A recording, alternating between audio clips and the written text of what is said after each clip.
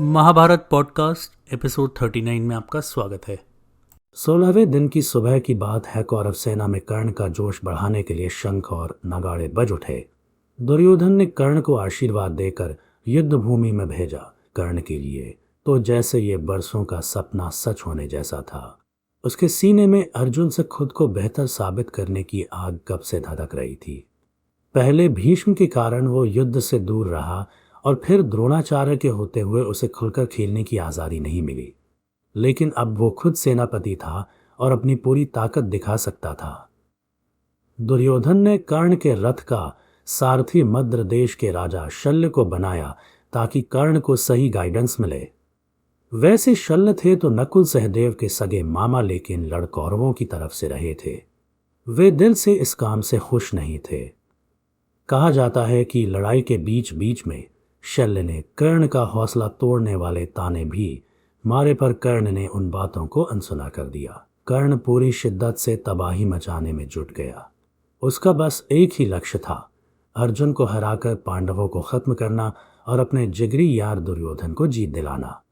उधर उसी दिन भीमसेन ने भी अपनी कसम पूरी करने की ठान ली। कुरुक्षेत्र के उस खूनी मैदान में भीम ने दुर्योधन के भाई दुशासन को ललकारा, वही दुशासन जिसने भरी सभा में द्रौपदी का चीरहरण किया था। भीम की कसम थी कि वो दुशासन का खून पीकर ही दम लेगा। दोनों के बीच जबरदस्त लड़ाई शुरू हो गई। पहले तो दोनों तीर कमान से लड़े, लेकिन जल्द ही भीम ने दुशासन का धनुष तोड़ दिया। दुशासन ने तलवार निकाली तो भीम ने वो भी काट दी। आखिरकार दोनों गदा लेकर आमने सामने आ गए। ये ताकत और हुनर का मुकाबला था, लेकिन भीम के वारों ने थोड़ी ही देर में दुशासन को बेबस कर दिया।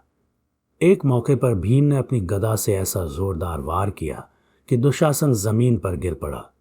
भीम बिजली की तेजी से लपके दुशासन की छाती पर पैर रखा और उसकी भुजाएं शरीर से उखाड़ फेंकी। फिर गुस्से और बदले की आग में पागल भीम ने अपनी दोनों हथेलियों में दुशासन का खून भरा और उसे पी लिया। ये नज़ारा इतना भयानक था कि पूरी युद्ध भूमि कांप उठी। भीम ने उसी खून से द्रौपदी के बालों को भी भिगोया जिसे उसने अपनी बेइज्जती का बदला लेने तक खुला रखा था। द्रौपदी की प्रतिज्ञा पूरी हुई और भीम का प्रण भी। कौरव सेना में खौफ फैल गया। भीम का ऐसा विकराल रूप पहले किसी ने नहीं देखा था। खुद भीम को यह बदला लेकर जो सुकून मिला उसे शब्दों में बयां नहीं किया जा सकता। उसने गरजते हुए कहा, द्रौपदी तेरे बाल अब पवित्र हो गए हैं। दुशासन को यमलोक भेजकर तेरे अपमान का बदला पूरा हुआ। इस भयानक लेकिन न्यायपूर्ण काम से पांडव खेमे में जीत का जोश भर गया, मानो धर्म की अधर्म पर जीत हुई हो। उधर दूर से दुर्योधन ने यह सब देखा तो उसका कलेजा फट गया।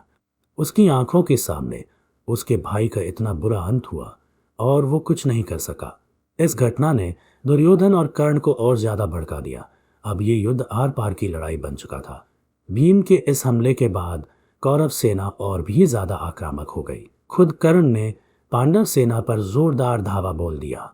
अपनी गजब की धनुर्विद्या और दिव्यास्त्रों से कर्ण पांडवों के बड़े बड़े महारथियों पर भारी पड़ने लगा। वो रणभूमि में बिजली की तरह घूम रहा था और पांडव सेना में हाहाकार मच गया। कर्ण ने अपने तीरों से पांडवों के कई वीर सैनिकों, हाथियों और घोड़ों को मार गिराया। उसके इस तूफानी वेग को रोकने के लिए नकुल, सहदेव, धृष्टद्युम्न, सात्यकी और द्रौपदी के पांचों बेटे एक साथ उस पर टूट पड़े, लेकिन कर्ण अकेला ही सबको तितर बितर करता चला गया। नकुल ने कर्ण पर बहुत तीखे बाण चलाए, लेकिन कर्ण ने बड़ी सफाई से उसके सारे बाण काट दिए और पलटवार करते हुए नकुल के रथ के घोड़े और ध्वजा गिरा दी। नकुल रथहीन होकर पैदल रह गया और कर्ण का अगला बाण बिल्कुल उसके पास आकर रुका।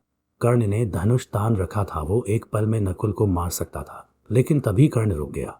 उसने नकुल को माफ करते हुए कहा, जाओ, आज के लिए मैं तुम्हें छोड़ता हूँ। ठीक इसी तरह उसने सहदेव को भी हराकर जीवन दान दिया। उधर लड़ाई के किसी और हिस्से में धर्मराज, युधिष्ठिर और दुर्योधन का आमना सामना हो गया। युधिष्ठिर ने गुस्से में गदा उठाई और दुर्योधन के रथ पर दे मारी, जिससे दुर्योधन कुछ पल के लिए हिल गया। युधिष्ठिर ने एक तीखा बाण मारकर दुर्योधन को घायल भी कर दिया, लेकिन तभी कर्ण, कृपाचार्य और अश्वत्थामा वहां आ पहुंचे और दुर्योधन को बचा लिया। अश्वत्थामा ने पलटकर युधिष्ठिर पर बाणों की बारिश कर दी और इससे पहले कि युधिष्ठिर संभल पाते एक तीर उनके शरीर को भेदता हुआ निकल गया। युधिष्ठिर घायल होकर अपने शिविर लौट गए। कृष्ण ने हालात संभालने के लिए सात्यकी को युधिष्ठिर की रक्षा में भेजा। इतने में खबर मिली कि अर्जुन युद्ध भूमि में वापस आ रहे हैं। तब कर्ण ने सात्यकी पर हमला बोला। सात्यकी ने बड़ी बहादुरी से कर्ण को रोके रखा, पर कर्ण की ताकत के आगे वो ज्यादा देर टिक नहीं पाए और घायल होकर पीछे हट गए। कर्ण उन सब पर भारी पड़ रहा था, लेकिन अजीब बात यह थी कि वो किसी को जान से नहीं मार रहा था। नकुल सहदेव सात्यकी सबको हराने के बाद भी कर्ण ने उन्हें जिंदा छोड़ दिया। कौरव पक्ष के कुछ सेनापतियों को यह बात खटक रही थी, पर इसके पीछे कर्ण का एक गहरा राज था। दरअसल पिछली रात एक ऐसी गुप्त घटना हुई थी जिसने कर्ण को अंदर से झकझोर दिया था। 15वें दिन की रात को कुंती गंगा किनारे कर्ण से मिलने पहुंची थी। कुंती ने कर्ण को उसके जन्म का सच बताया कि वो सूर्य पुत्र है और उन्हीं के गर्भ से जन्मा पांडवों का सबसे बड़ा भाई है। ये सुनकर कर्ण के पैरों तले जमीन खिसक गई, जिसे वो जिंदगी भर सूत पुत्र समझता रहा। पता चला कि पांडव उसके सगे भाई हैं। कुंती ने विनती की कि वो युद्ध छोड़कर पांडवों का साथ दे, क्योंकि खून का रिश्ता दोस्ती से बड़ा है। उस रात कर्ण के मन में भयंकर तूफान उठा। एक तरफ भाइयों और कुल का सम्मान मिलने की चाहत और दूसरी तरफ दुर्योधन से निभाई दोस्ती का फर्ज। कर्ण ने कुंती को वचन दिया कि वो दुर्योधन का साथ कभी नहीं छोड़ेगा, चाहे उसे धर्म के खिलाफ ही क्यों न खड़ा होना पड़े। लेकिन कर्ण ने एक और वादा किया, मां मैं अर्जुन को छोड़कर तुम्हारे किसी और बेटे पर हथियार नहीं उठाऊंगा। कुंती के पास एक बेटे को खोने का ही विकल्प था। कर्ण ने साफ कहा, या तो मैं अर्जुन को मार दूंगा और सिर्फ मैं बचूंगा, या अर्जुन मुझे मार देगा। दोनों ही सूरतों में तुम्हारे 5 बेटे अर्जुन सहित बाकी पांडव जिंदा रहेंगे। कर्ण ने कुंती को भरोसा दिलाया कि वो नकुल सहदेव भीम या युधिष्ठिर में से किसी को नहीं मारेगा। बस यही वजह थी कि मैदान में मौका मिलने के बाद भी कर्ण ने नकुल सहदेव को छोड़ दिया और युधिष्ठिर पर भी जानलेवा हमला नहीं किया। अर्जुन को लेकर उसके मन में कोई शक नहीं था, वही तो उसके जीवन का मकसद था। इस राज का बोझ लेकर कर्ण लड़ रहा था। उसे पता था कि जिन पांडवों से वो लड़ रहा है वे उसके अपने भाई हैं, पर किस्मत उसे ऐसे मोड़ पर ले आई थी जहां पीछे हटने का कोई रास्ता नहीं था। कर्ण ने दुर्योधन के प्रति अपनी वफादारी निभाई, लेकिन दिल के किसी कोने में मां और भाइयों से लड़ने का दर्द जरूर था।